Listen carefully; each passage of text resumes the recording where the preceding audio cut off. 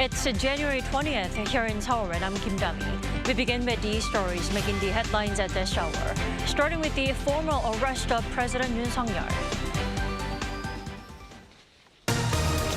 The impeached president spent the first night at the Seoul detention center with a prison number and an inmate uniform after being formally arrested on Sunday over his martial law order. Investigators notified Yoon to attend questioning at 10 a.m. Monday morning. Inauguration celebrations have commenced in the U.S. to welcome back President-elect Donald Trump as the 47th President of the United States. He promised to fix every single crisis facing his country during his victory rally speech ahead of Monday's swearing-in ceremony. 3 hostages have returned to Israel on the first day of the Gaza ceasefire deal between Israel and Hamas after 15 months in Gaza. 30 more hostages are set to be freed over the next 6 weeks. President Yoon Suk-yeol was formally arrested on Sunday, which means he stays put in the Seoul detention center, but now with a prisoner number. We go straight to the site where he's being detained with our Kim Do-yeon standing by. Do-yeon, how are things looking there this morning, and what might we see today? Good morning, Dami. As you said, I'm standing in front of Seoul Detention Center, where President Yoon has been detained since last week. Now, I see a handful of protesters in support of President Yoon with police officers at the scene and barricades to maintain order here at the spot. Now, of course, members of the media have been coming here early in the morning to see whether President Yoon will be leaving here for more questioning at the CIO. However, according to his legal team, he has once again refused to make himself available for the questioning session. They have been saying that Yoon has already shared everything with the CIO, so there is no need for additional questioning. They did this since early into his detention, and he's only appeared at the CIO on the day of his detention. And yesterday, when the second arrest warrant was issued, he was again refused to show himself at the CIO. Now, as President Yoon is in custody, the CIO could be looking at being more forceful with President Yoon, something the investigators will certainly have to be careful with. All in all, President Yoon has only appeared once at the CIO. Now, Do-yeon, to clarify, President Yoon is under a new and different kind of arrest warrant than what was issued last week, like you mentioned. Now, some say he's, quote, officially arrested. What does this mean? I mean, that's right. Over the weekend, the CIO was able to get a arrest warrant that would keep him detained for longer until early February. That means the CIO and the prosecutors will have more time to question President Yoon and investigate this case further. There are 2 types of arrests. One that preliminarily allows the investigators to detain suspects for 48 hours, and after questioning within that 48 hours, the investigators will request for an extended warrant. Yoon is now being held under that second part, as a local court on early Sunday morning granted the CIO's request despite efforts from Yoon's legal team to fight back. This means he is now dressed in a detention center issued uniform with an inmate number assigned to him. Considering his status, he will have a separate cell and guards will try to isolate him from other inmates. According to the Justice Ministry, he's had a mugshot taken and a body search, the same procedure as anyone else who has been arrested. It's because of all these details that some are calling Yoon's current situation an official arrest. Right. Do-yeon, now the CIO has also banned Yoon from personal visits, citing possible obstruction of evidence. Do-yeon, what does this mean? I mean, right, as President Yoon uses his legal rights to sort of refuse to be questioned and to delay the investigation process, the CIO themselves are using their legal authority to pressure President Yoon. As you said, except for Yoon's attorneys, he's not going to be able to see anyone for personal reasons until formal prosecution begins for this case. The CIO cited obstruction of evidence for this ban, and remember, that's what the court cited when they issued the second official arrest warrant. Now, Yoon's legal team could also be filing for a review of the legality of this current arrest, but we'll have to see how this legal battle unfolds in the future. That's all for now. Back to you, Dami. Alrighty, Do-yeon, thank you for that report. That was our Kim Do-yeon reporting live from the Seoul Detention Center. And it was a weekend full of violence and anger, with pro-Yoon protesters attacking a court that issued the formal arrest warrant against him. Our Kim Bo-kyung tells us more. Seoul Western District Court, which was attacked by supporters of President Yoon on early Sunday morning, returns to normal operations on Monday, though vehicle access is restricted and identity verification is required to enter. The court faced an unprecedented attack after it issued President Yoon's formal arrest warrant at around 3 a.m. on Sunday. Angry supporters stormed into the court heading to the back entrance when blocked by police at the front gate. Some smashed windows using stones and fire extinguishers to enter the court.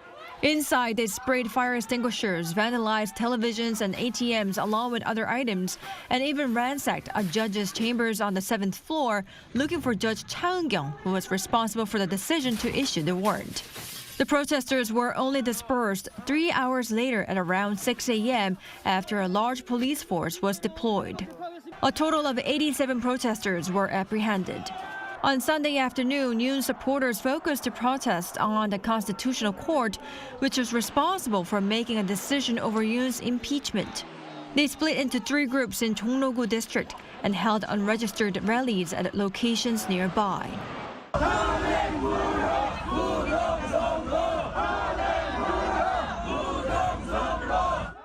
Though the police notified protesters of possible punishment, they did not disband. There were no clashes between the police and the protesters, but 3 people were apprehended, one for climbing over the wall of the court for a suspected break-in, one for possessing a crowbar, and another for suspected obstruction of official duties. Responding to the attack on the Seoul Western District Court, police and the prosecution said they will deal sternly with all of the protesters who were involved in violent acts by investigating them under detention.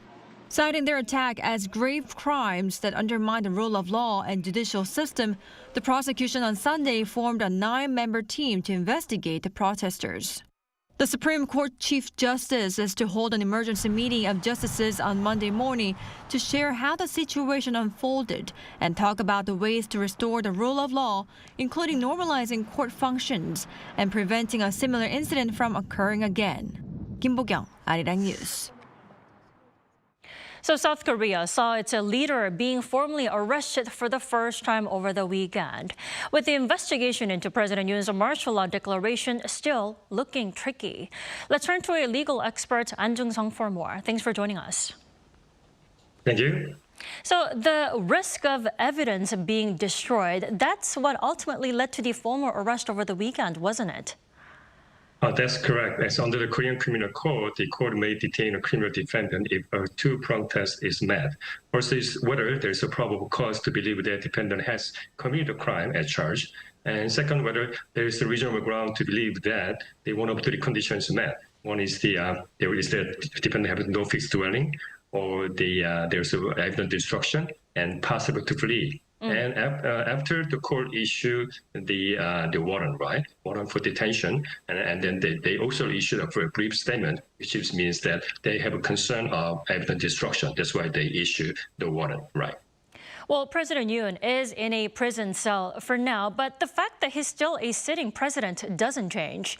The question is, how much security or protection does he get as the president when he's in the prison cell? Oh, that's very interesting question, because it never happened before, right? In modern Korean history. So we never expected that kind of things happen in Korea. So there's no written provision and how to do it. So basically means that the parties have to get together, discuss it, and make an agreement and how to arrange that situation. So we have to wait and see. So for example, when he have to go outside of prison, right? Basically they actually have a double protection, right? They have a prison bus, and then also the Secret Service will kind of surround him, surround the bus, right? His bus, basically. So I think that was kind of a double protection, maybe. But inside the prison cell, I don't think they have any need to get a further protection, because it's very secure inside the prison cell, right? It's even harder to tell when he's refusing to, come out for questioning. Now, investigators can keep Yoon in custody for up to 20 days. They say, how are they going to spend the given period, and how will they split the 20 days with the prosecutors? Well, two different things, right? First of all, there's the specific legal provision on the maximum period for detention, which is 20 days. Right. So we know there's a maximum 20 days. However, there's no written provision on how to split the time between the party, namely the CIO and the prosecution. So basically, it works as the by agreement, basically. So what depends on what kind of things are their process on investigation side. They will decide. They might change their 50-50 situation. They might go for, maybe they give up questioning him, because he never answered the question anyway. So they might speed up the process, and because they want to make best value or make best of the time limit, 20 days. So they will decide depends on how the President Yoon react to their questioning.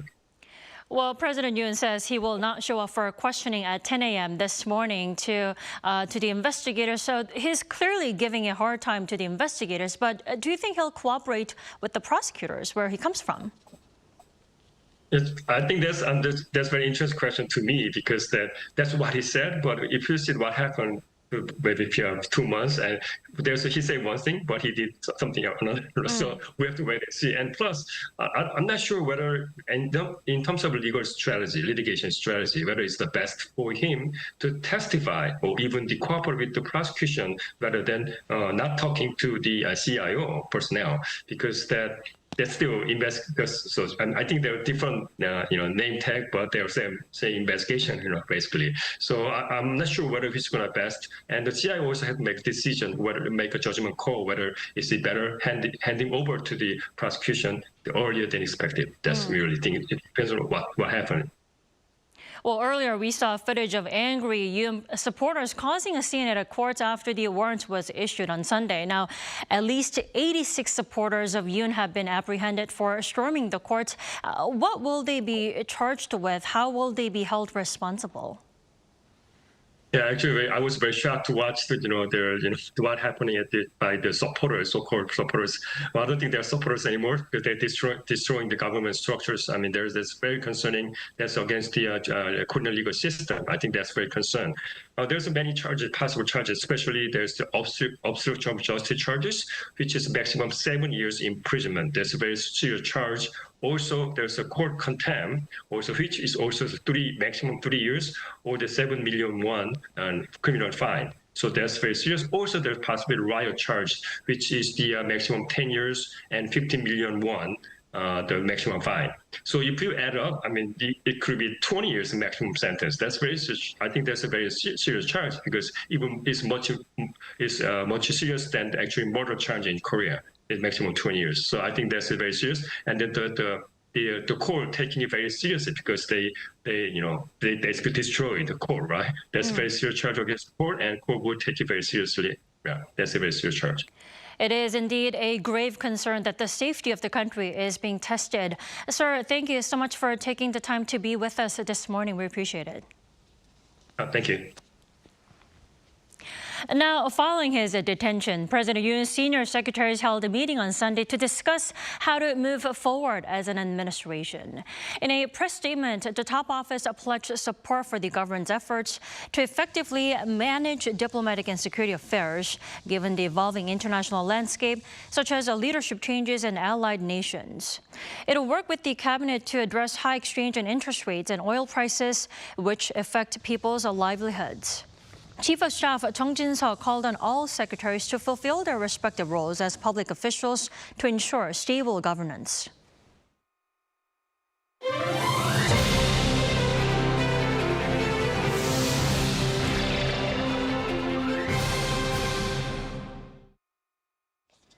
U.S. President-elect Donald Trump officially moves back into the White House on Monday. And inauguration-related events are in full swing, with the inauguration itself set to take place indoors due to extreme winter conditions. Our Lee Seung-jae reports. In less than a day, U.S. President-elect Donald Trump will be sworn into office and return to the White House 4 years after his election defeat to Joe Biden. 4 days of inauguration-related events kicked off on Saturday with a reception and fireworks at his golf club in Virginia, with around 500 people in attendance. On Sunday, he visited Arlington National Cemetery and laid a wreath at the tomb of the unknown soldier. And due to the extreme winter conditions in the U.S. Capitol, the Inauguration Day ceremony will take place indoors at the U.S. Capitol Rotunda.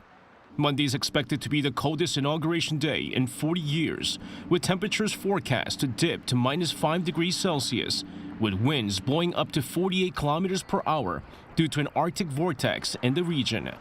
After Trump is sworn into office, he will make his inauguration speech before events close on Tuesday with a prayer service at Washington National Cathedral.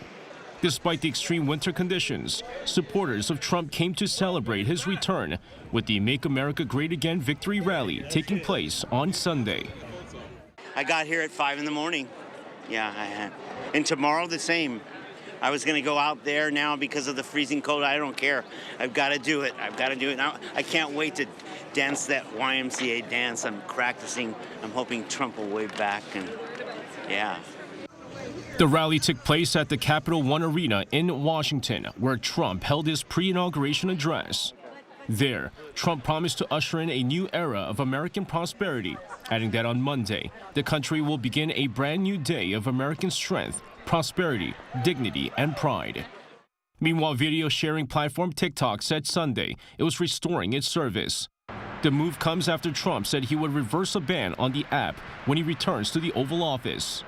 TikTok said in a message to users that the service would be restored as a result of President Trump's effort. In an interview with NBC News' Meet the Press on Saturday, Trump said he would most likely give the platform a 90-day reprieve from a potential ban in the U.S. once he takes office. While a final decision hasn't been made, the soon-to-be U.S. leader is considering the extension for the China-based parent company to sell to a non-Chinese buyer or face a U.S. ban. TikTok stopped working in the U.S. on Saturday before a law shutting it down on the grounds of national security took effect on Sunday. Washington had warned of Americans' data being misused by Chinese parent company ByteDance. Lee Seung-jae, Arirang News. Now, Trump's comeback also means the return of his feisty protectionist trade policies. For South Korea, experts say it'll be a time of both risks and opportunities. Our Moon Hae-yeon explains. As U.S. President Donald Trump takes office for his second term, his aggressive trade policies, particularly targeting China, are raising concerns worldwide. Trump has signaled plans for sweeping tariffs, including additional levies on Chinese imports, as part of his broader protectionist strategy, aiming to shift global trade dynamics and strengthen U.S. leverage. However, such policies have raised alarm in countries like South Korea, heavily reliant on exports. For South Korea, Trump's trade war with China poses both risks and opportunities across a wide range of industries. Advanced technology sectors such as semiconductors could face increased barriers to trade as a result of the U.S.-China tensions. Trump's protectionist policies have also triggered concerns surrounding potential amendments to the Inflation Reduction Act and whether Samsung Electronics and SK Hynix, as beneficiaries of the Chips and Science Act, could be affected. Experts say that while anything that has already been signed into contract is safe, possible future subsidies could be at risk. But the U.S. also stands to be negatively impacted as a result. If President Trump really wants to use tariffs to induce semiconductor investment in the United States, tariffs has to be higher than 20%. And if the tariff for semiconductors do go that high, then it probably will hurt the United States more than help it. The steel and automobile industries could also be affected as they have been historically important for the U.S. economy. They have been really important in the U.S. economy, especially by taking important roles in creating jobs for a long time, but have lost their competitiveness in the global market. So the Trump administration is expected to implement higher tariffs on the goods that experience large trade deficits. On the upside, some sectors in South Korea could benefit from Trump's tariffs.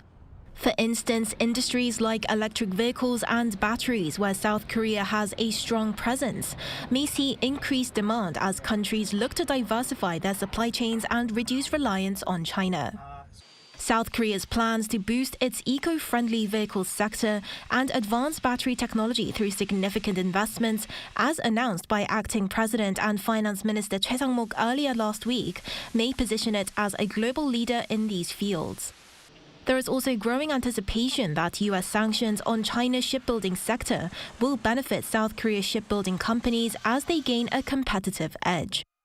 As Trump's trade policies take shape, South Korea's industries and government will need to stay agile, balancing the potential risks and rewards in this evolving trade landscape. 문혜련, Arirang News. The World Economic Forum, where world leaders gather to discuss issues facing the world, will kick off on Monday at the Swiss resort of Davos. The theme of the 55th Davos Forum is Collaboration for the Intelligent Age, with the aim of creatively solving problems for humanity by utilizing technological advancements while preventing the negative impacts caused by the widespread use of AI. Around 2,500 people, including 350 high-ranking government officials around the world, will attend. And U.S. President-elect Donald Trump will give a speech virtually on Thursday, just 3 days after his inauguration.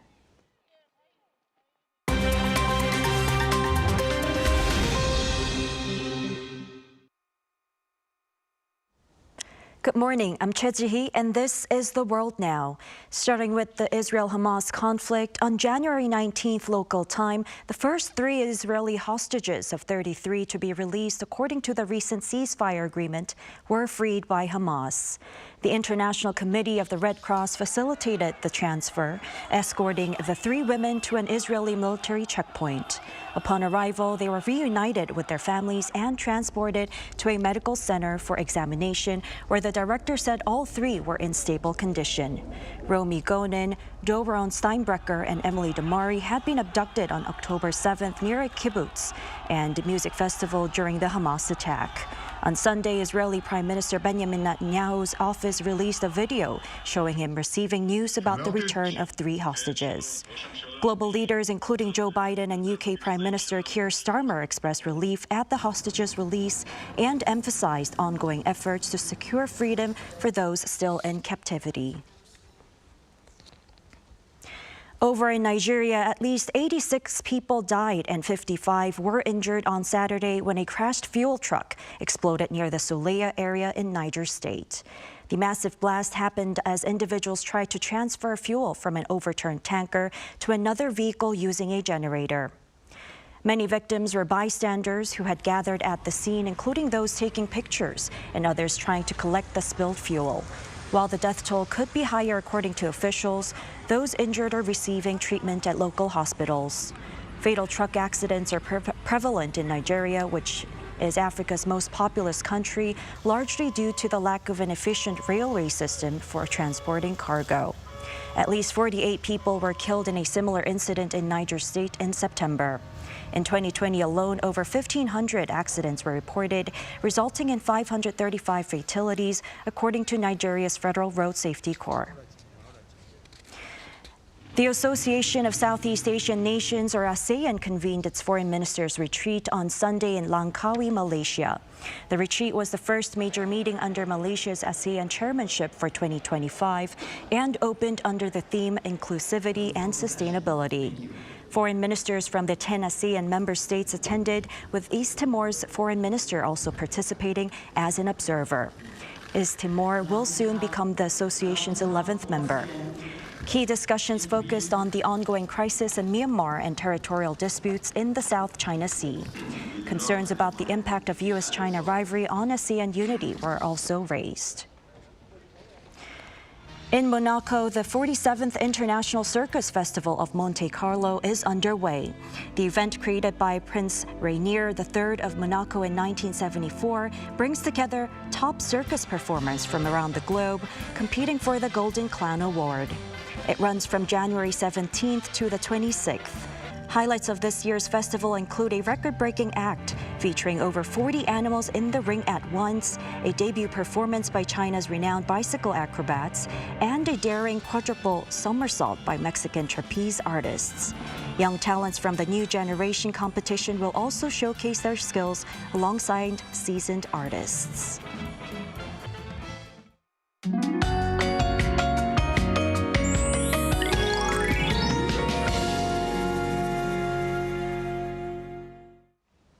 It's Daehan today, the last winter seasonal term, meaning great cold. But temperatures will be way warmer than usual. However, central parts of Korea could see a mix of light rain and snow through late this afternoon. And today's warmth will bring dusty air to the country. Right now, the capital area and Jeju are choking on bad air, but when the temperatures go up this afternoon, the air quality will worsen nationwide. The season's first preliminary fine dust reduction measures have been issued in Chungcheongnam-do province. Then afternoon highs will be 2 to 5 degrees Celsius higher than norms. Seoul gets up to 8 degrees, Daegu, Busan, Jeju at 11 degrees. It will be cloudier in western regions. The East Coast remains under a dry weather advisory.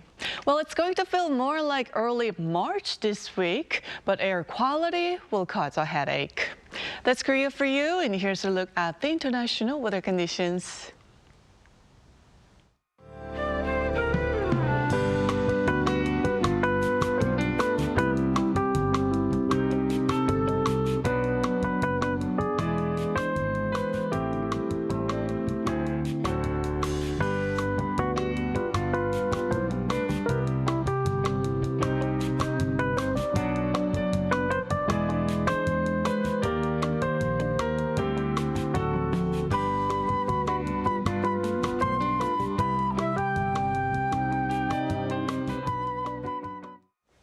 That's all we have for this morning. Thanks for watching and have a wonderful start to the week.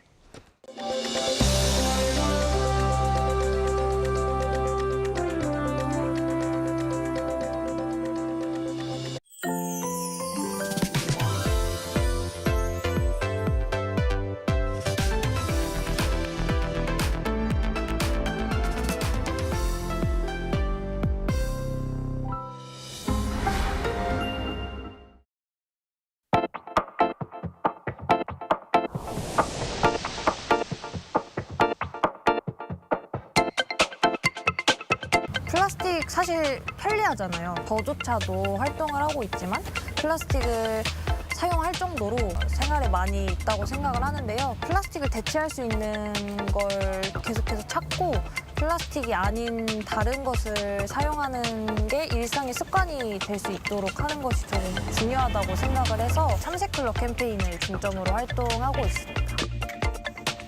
저희는 HDP랑 PP라는 두 가지 재질의 플라스틱을 모으고 있습니다. 보통 음식류에 사용되기 때문에 배달용기나 이런 곳에서 많이 볼 수 있고, 그리고 두 번째로는 저희가 업사이클 가공을 할 때 가장 유독물질이 덜 나오는 물질이기 때문입니다. 플라스틱을 많이 모으고 많이 제작하는 것이 목적이 아니다 보니까 저희는 시민분들한테 플라스틱 기부받고 리워드를 드리는 게 아니라 모아주신 플라스틱이 이렇게 재활용됐다는 걸 알리기 위해서 하는 프로젝트여가지고 이걸 약간 기부가 아닌 돌려드리는 개념으로 지금 하는 규칙을 사용하고 있는 것 같습니다.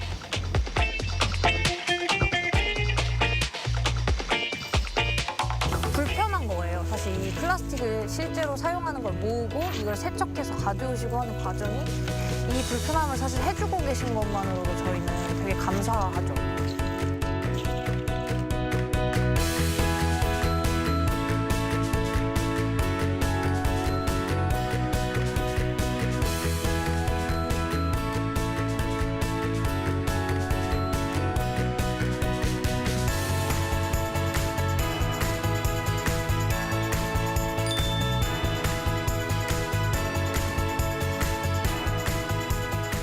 나아가서 플라스틱을 사용하지 않을 수 있는 방법을 내는 것이 저희의 숙제이고요. 그리고 가장 중요한 건 이런 자원순환 활동에 있어서 시민 참여가 어떻게 얼마나 중요한 키워드로 적용이 되는지를 계속 말씀을 드리고 싶어요. 그래서 시민 참여 가이드를 조금 내는 게 저희의 목표이자 바람이라고 말씀드릴 수 있습니다.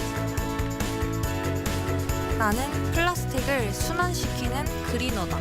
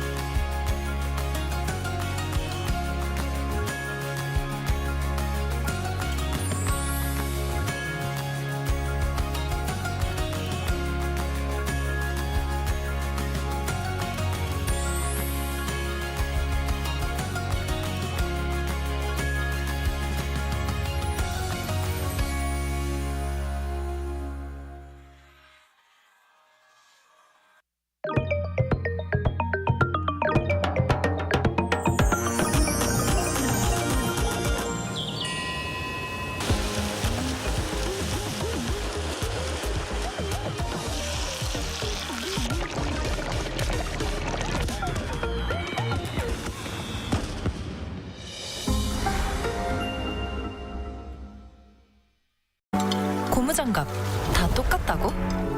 아니, 러버랩은 달라. 내 손인 듯 하루 종일 편하게. 슬림한 두께로 낀 듯 안 낀 듯 가볍게. 튼튼하니까 걱정 없이. 두 가지 길이로 다양하게 쓰는 러버랩으로 만드는 편리한 일상. 껴보면 달라. 러버랩 고무장갑. 러버랩.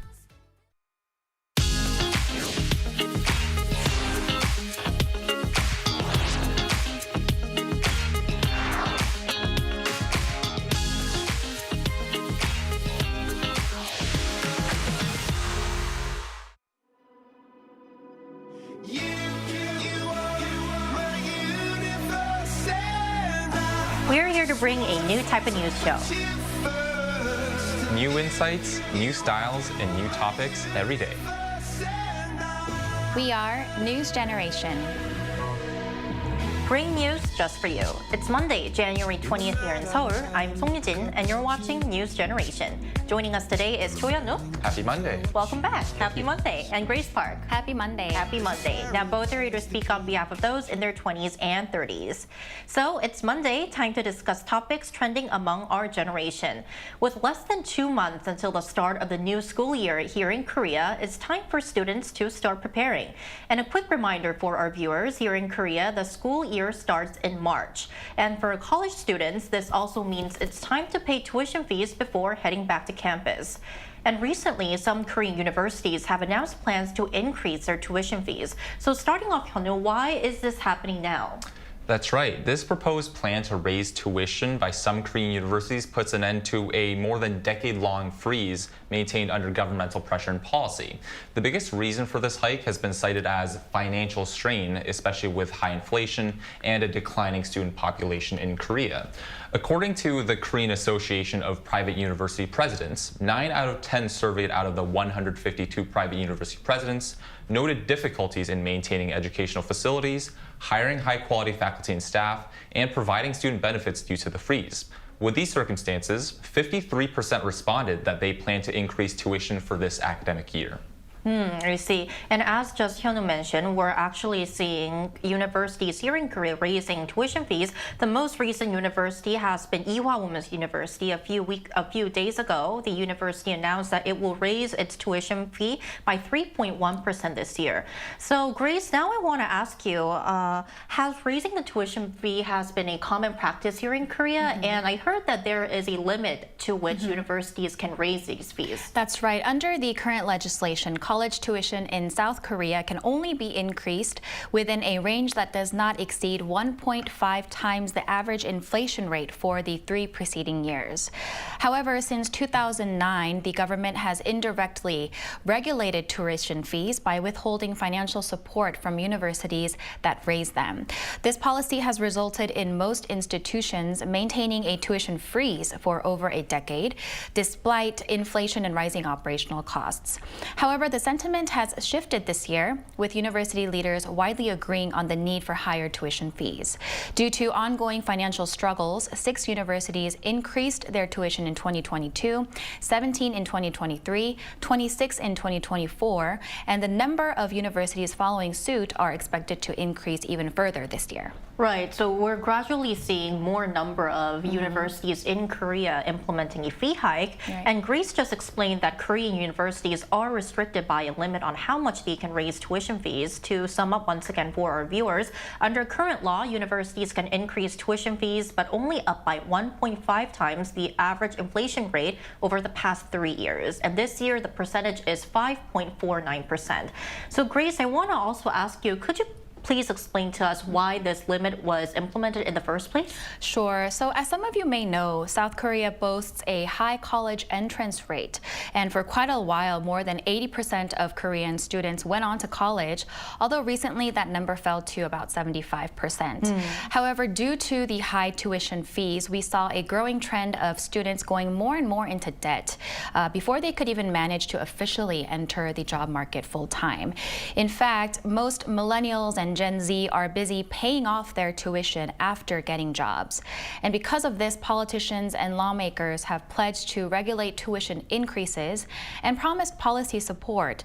And a national scholarship system was created with around 75% of students currently receiving scholarships. Right. So looking from the student's perspective, actually raising the tuition fees is kind of like bad news because, as Grace mentioned, once again, students are still struggling with paying off their debt even after graduating and getting a job. Then, Hyunwoo, I want to ask you, why has this tuition ceiling on tuition fees have become so much of a big challenge for many universities at this point? Right, as prices have skyrocketed, universities have been met with financial difficulties as tuition fees, which are their primary source of income, have remained at a standstill. In fact, college tuition in 2023 was found to be worth 20% less than that in 2011 when adjusted for inflation. As was shown in the survey previously, difficulties in maintaining their finances and facilities have been noted to have decreased Korean universities' competitiveness with their global or foreign counterparts. Many universities claim that the cost of college in Korea today fails to reflect the price of other educational offerings, with the average yearly fee for English language kindergarten sitting at 20 million won, or roughly $14,000, which is 2.9 times higher than that of private universities. Even puppy kindergartens or pet daycares in Seoul were found to charge 600 to 900,000 won per month, or roughly $400 to $600 per month, which is a price of up to 1.5 times higher than these universities. Right. So based on what Hyunwoo mentioned, we kind of get why universities, schools are trying to increase their tuition fees because they want to provide the best student services, they want to upgrade their facilities, and so much more. So we're going to now delve deeper into how students who are being enrolled at these schools are reacting to this plan. So Grace, could you first tell us how they're responding to this change? Sure. According to a recent survey conducted at Yonsei University, 9 out of 10 students were against the increase in tuition fees.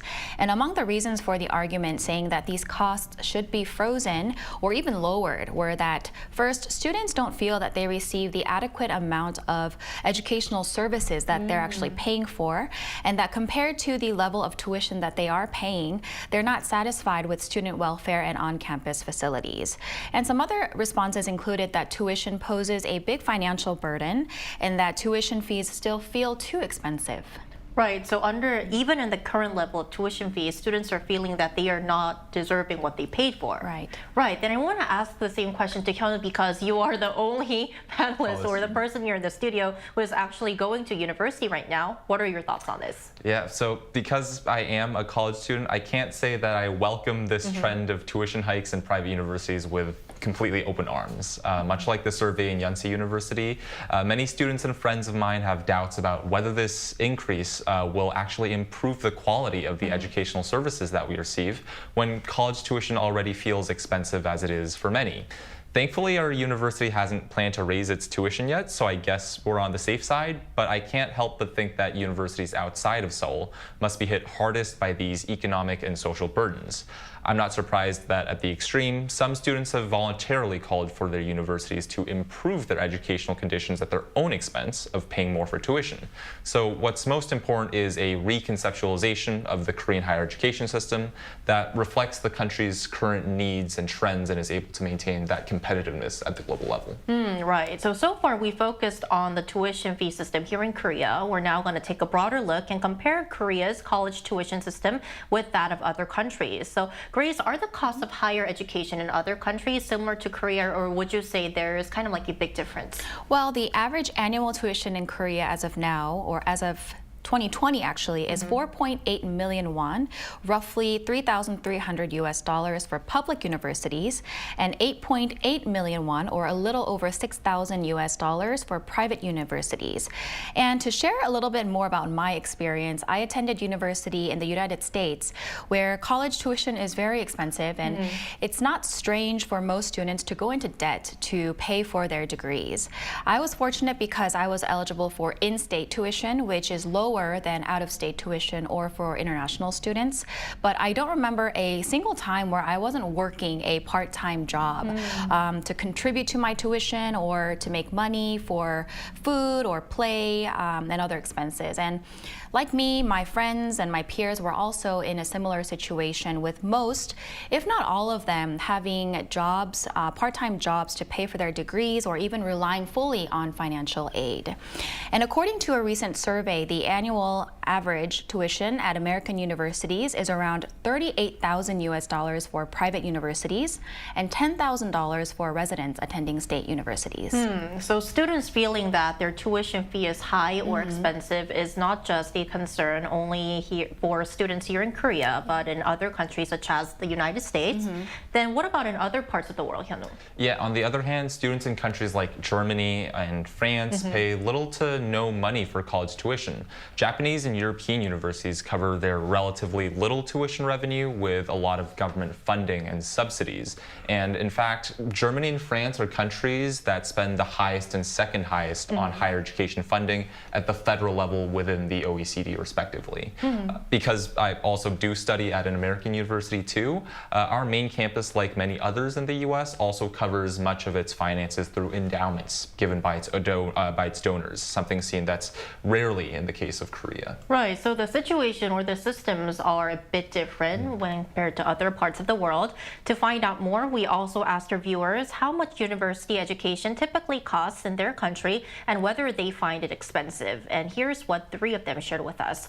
So our first comment for this Monday is by Roddy Russell Jr., 9-3. In the U.S., tuition can get as high as $670,000, but many students qualify for financial aid and government grants that bring that cost down. Benny D97 says, back in my university days, it cost almost 38,000 Philippine pesos, almost $650 for me to study, which was a struggle at that time. But there are some good payment options if you study at a private university. Pak Daehan says in Mexico, it varies but ranges from 100,000 to 200,000 pesos. All right, so for a more global perspective, we're now going to bring in a professor from France to our talks after this short break.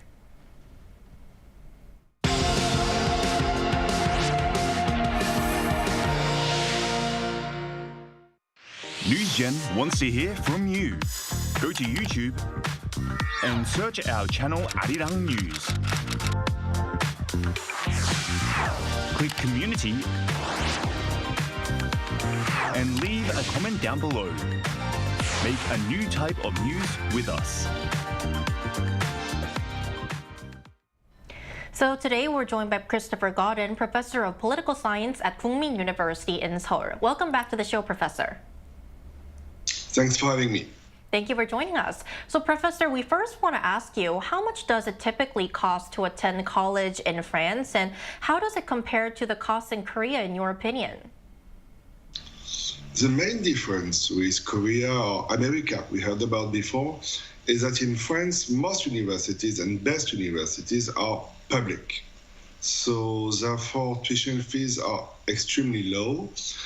They mostly depend on your parents' income, and even better, it's very common to receive subsidies from the state to study. You know, when you say in Korean or in English that you've received a scholarship, generally a scholarship only implies lower tuition fees. In French, tuition fees does imply that you are receiving money from the state. So you could say that costs are not only minimal, but negative from this perspective. And Professor, what is the general public sentiment toward tuition fees? Do people think that higher education is affordable or overpriced? The main difference with Korea here is that living expenses in France are significantly more costly than in Korea. The cost is not mostly about tuition fees. It is about the rent, it is about grocery, etc., etc. So on the one hand, the French public cares a lot about a high level of public service, which is true, but little is done, on the other hand, to provide affordable housing. Another difference is that, in Korea, many students keep living with their parents. In French culture, theoretically, you should start living on your own the moment you graduate from high school. And this has become an increasingly difficult task to perform because of real estate issues. In France, the issue is less about tuition fees, it is more about real estate and inflation, as everywhere else in the world, I would say. Thank you, Professor. Do you feel that more support, such as subsidies or financial aid, is needed to make higher education accessible to more people? Well, obviously so. It is necessary, but it is not sufficient. Because as you mentioned earlier, in America, most students are forced to take a part-time job to provide, or to contribute at least, to their own tuition fees. So this creates inequalities. That being said, France does not have this sort of issues, as tuition fees are minimal. And despite all of this, when you look at numbers, you will not find that the French higher education system is any fairer than it is in America. Kids from the working class, for instance, still have a very hard time graduating high school.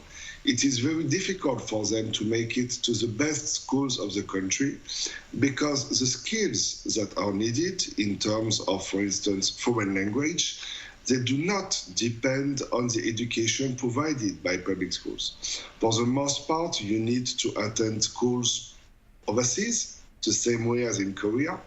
You need to attend some private classes, and all of this is not provided by the state. My point here is that, of course, subsidies help, but a broader perspective is needed in order to ensure actual equality within society. In one sentence, in a nutshell, subsidies help, but they are not sufficient. All right, Professor, thank you so much for sharing your insights today. Hope you have a great start to a new week. Thank you. Thank you. Right, so ending off, the most recent data from the Korean Educational Development Institute shows that in 2023, South Korea's college enrollment rate reached 76.2%, marking an all-time high. So as this data shows, with more students in Korea going to college, how do you think we can create a tuition system that ensures equal opportunities for those who wish to pursue higher education? Right, it's definitely a hard question to answer, and I think that Korea is somewhat of a fortunate case where higher education has remained relatively accessible for students, as shown by our high domestic higher education enrollment numbers. Yet for universities to maintain that competitiveness and merit in the local and global markets, they need to build upon or at least maintain their current educational offerings, which simply isn't possible without more money. Right. So I worry especially that should these trends continue, disparities will grow between universities that are wealthy and competitive enough to fund themselves versus those unable to, leading more students to these high quality institutions. I think that there needs to be a stronger foundation and backbone for future universities that meet various labor demands and academic demands in a regionally distinct and dispersed manner. But I think this is a really hard question to answer because we kind of get where both sides are coming from, the opinions. So maybe facilitating more discussions, such as what we're doing right now in NewsGen, could help. Then what about you, Grace? Yeah, it's definitely a complicated topic. On one hand, you have the university administrators arguing that raising tuition is essential to maintaining educational quality and attracting the top quality faculty. And on the other hand, students are arguing that tuition is already too high and that they are still not completely satisfied with the level of educational services that they are receiving. And so I think lawmakers will have to create a new support measure for both students and institutions to ensure equal opportunity in the country's higher education system. Every student should have access to the same educational opportunities regardless of their financial circumstances. differences. And equal opportunity in education is actually the foundation for an advanced economy and society. And there's a direct link between education and a country's level of development, as a strong educational system fosters high-quality talent in the labor force and enhances national competitiveness. Right, so I think that it all boils down to how to balance equal education and also high-quality education, which is once again a very tricky question to answer. So if you have any opinions or thoughts you'd like to share on today's topic, please leave a comment below on today's NewsGen episode. And that's all from us today, but NewsGen will be back tomorrow at 10:30 a.m. Korea time. Special thanks today to Choi Young-no. Thank you so much. Thank you, and Grace Park. Thank you. Thank you, and thank you everyone for watching, and see you tomorrow. We are News Generation.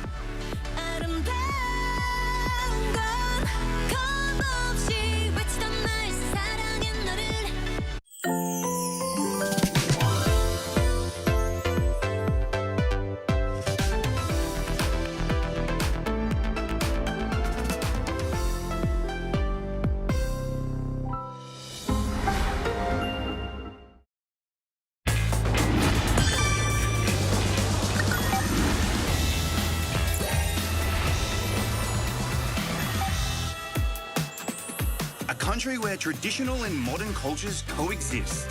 Where you can explore spectacular landscapes and nature. Savor the delights of traveling at every turn. Where? Korea, of course. There are some must-visit places in Korea. Ones that appear in every tour guidebook: Hangang River, Gyeongbokgung Palace from the Joseon Dynasty, and... Yes, these are essentials, but I want to go somewhere a little different. I don't have to follow the guidebook. For example, filming locations for K-pop music videos or K-dramas and movies. Traveling is all about taking it slow. A long walk at your own pace